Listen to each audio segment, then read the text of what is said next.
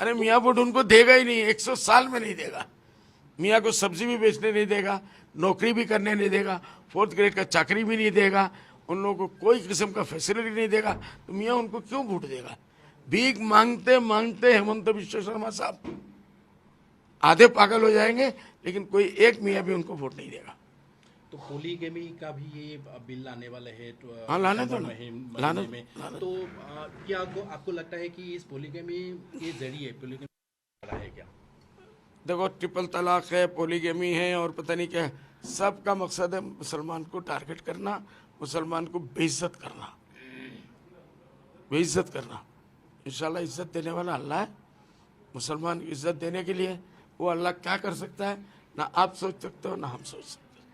वो तो दिन को रात कर सकता है, रात को दिन कर सकता है, सुबह को शाम कर सकता है, शाम को सुबह कर सकता है, इज्जत को बेइज्जत कर सकता है, बेइज्जत को इज्जत दे सकता है। तो आपको लगता है आसाम हो या पूरे देश भर में अभी का जो माहौल है, तो क्या आपको लगता है कि मुसलमान के लोग इलेक्शन में देखो, एक मिनट,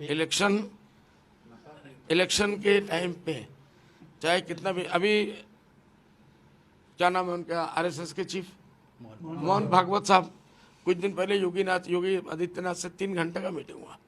उसमें उन्होंने क्या बोला, हमको मंदिर में भी जाना पड़ेगा, मस्जिद में भी जाना पड़ेगा, गुरुद्वारे में भी जाना पड़ेगा और सब जगह जाना पड़ेगा, और लोगों का वोट हमको लेना पड़ेगा।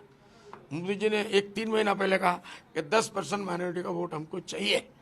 अभी हेमंत बिश्व शर्मा साहब ना मोदी जी को मानते हैं, ना मोहन भागवत साहब को मानते हैं, तो उनको अपना ठिकाना खुद ढूंढ लेना चाहिए।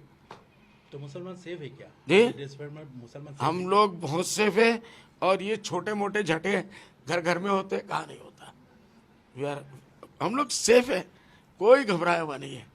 बुलडोजर कितना भी चला लो, 2-4 घर पे तो चलाना, सारा समाज को वो ऐसा हो जाएगा, नहीं होगा। कर लेना, तो बहुत जल्दी हमारे दिन आने वाले हैं, अच्छे दिन आएंगे, लेकिन मोदी जी और उनकी पार्टी के लिए नहीं, हेमंत बिश्व शर्मा और उनकी पार्टी के लिए नहीं, हमारे लिए अच्छे दिन आएंगे। अरे मियाँ वोट उनको देगा ही नहीं, 100 साल में नहीं देगा।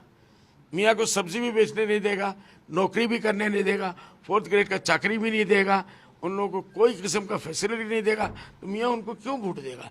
भीख मांगते मांगते हेमंत बिश्व शर्मा साहब आधे पागल हो जाएंगे, लेकिन कोई एक मियाँ भी उनको वोट नहीं देगा। तो पोलीगेमी का भी ये बिल लाने वाले है तो हाँ, लाने दो ना, लाने में तो क्या आपको लगता है कि इस पोलीगेमी के जरिए पोलीगेमी रहा है क्या? देखो, ट्रिपल तलाक है, पोलीगेमी है और पता नहीं क्या है, सबका मकसद है मुसलमान को टारगेट करना, मुसलमान को बेइज्जत करना, बेइज्जत करना। इंशाल्लाह इज्जत देने वाला अल्लाह है। मुसलमान की इज्जत देने के लिए वो अल्लाह क्या कर सकता है, ना आप सोच सकते हो ना हम सोच सकते। वो तो दिन को रात कर सकता है, रात को दिन कर सकता है, सुबह को शाम कर सकता है, शाम को सुबह कर सकता है, इज्जत को बेइज्जत कर सकता है, बेइज्जत को इज्जत दे सकता है। तो आपको लगता है आसाम हो या पूरे देश भर में अभी का जो माहौल है, तो क्या आपको लगता है कि मुसलमान के लोग इलेक्शन में देखो, एक मिनट, इलेक्शन के टाइम पे चाहे कितना भी, अभी क्या नाम है उनका, आरएसएस के चीफ मोहन भागवत साहब, कुछ दिन पहले योगी आदित्यनाथ से 3 घंटे का मीटिंग हुआ। उसमें उन्होंने क्या बोला, हमको मंदिर में भी जाना पड़ेगा, मस्जिद में भी जाना पड़ेगा, गुरुद्वारे में भी जाना पड़ेगा और सब जगह जाना पड़ेगा, और लोगों का वोट हमको लेना पड़ेगा। मोदी जी ने 3 महीना पहले कहा कि 10% माइनॉरिटी का वोट हमको चाहिए।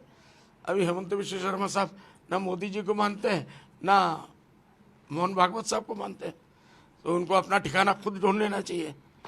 तो मुसलमान सेफ है क्या जी, देश भर में? मुसलमान हम लोग बहुत सेफ है, और ये छोटे मोटे झटे घर घर में होते, कहाँ नहीं होता। यार हम लोग सेफ है, कोई घबराया हुआ नहीं है। बुलडोजर कितना भी चला लो, 2-4 घर पे तो चलाना, सारा समाज को वो ऐसा हो जाएगा, नहीं होगा। कर लेना, तो बहुत जल्दी हमारे दिन आने वाले हैं, अच्छे दिन आएंगे, लेकिन मोदी जी और उनकी पार्टी के लिए नहीं, हेमंत बिश्व शर्मा और उनकी पार्टी के लिए नहीं, हमारे लिए अच्छे दिन आएंगे।